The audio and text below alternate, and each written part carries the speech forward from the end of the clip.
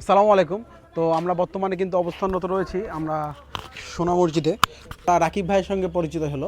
তো রাকিব ভাই মূলত এখানেই দেখাশোনার দায়িত্বে আছে এবং সবসময় ভাই আসলে থাকে। তো ভাইয়ের মুখ থেকে একটু শুনবো সোনা মসজিদের কিছু কথা।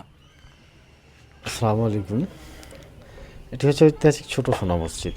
এটি তৈরি করেছে বাদশাহ আলাউদ্দিন হোসেন শাহ 1493 1519 খ্রিস্টাব্দে। উপরে আছে 15টি গম্বুজ। একসাথে জামাতে নামাজ হয় প্রায় 450 মানুষের। এখানে অনেক দূর দূরান্ত থেকে মানুষ আসে দেখাশোনা করে। বাইরে কিছু কবর আছে দুই সময়ের, কিছু কবর আছে আপনার সুলতানি আমল, কিছু আছে মোগল আমল। মানে মোগলেরা যখন সুলতানদের পরে আসছে তখন তারা ব্যবহার করেছে এবং ওদেরগুলা পাথর দিয়ে করা আছে সুলতানের সময়গুলো। কিন্তু অনেক পর্যটক আমরা দেখতে পাচ্ছি এখানে কিন্তু সবসময় পর্যটক থাকে এবং পর্যটকে ঘেরা থাকে, যেহেতু আসলে সোনা মসজিদ একটি স্থলবন্দর।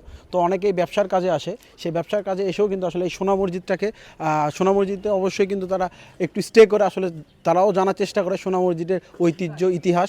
তো এই জন্য আসলে পর্যটক সবসময় থাকে।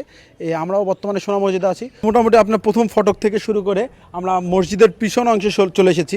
পিছনে যদি আমরা দেখি তাহলে দেখতে পাচ্ছেন এই পাশে কিন্তু রাস্তা রয়েছে এবং এই ঠিক এই ওই পাশে রাস্তা এবং এটা কিন্তু মসজিদের পিছন সাইড। তো পিছন সাইডও আপনি দেখতে পাচ্ছেন যে আসলে এই পিছন সাইড আপনার যদি দেখেন একটু তাহলে বুঝতে পারবেন যেটা আসলে পাথরটা কত সুন্দর করে ডিজাইন করা।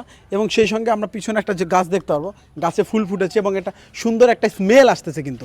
তো আজকের ভিডিওটি এই অবধি। তো আমরা সকলে আশা করছি ভালো থাকবেন এবং এখনও যারা আমার পেজটি ফলো করেনি সকলে ফলো করবেন। ধন্যবাদ।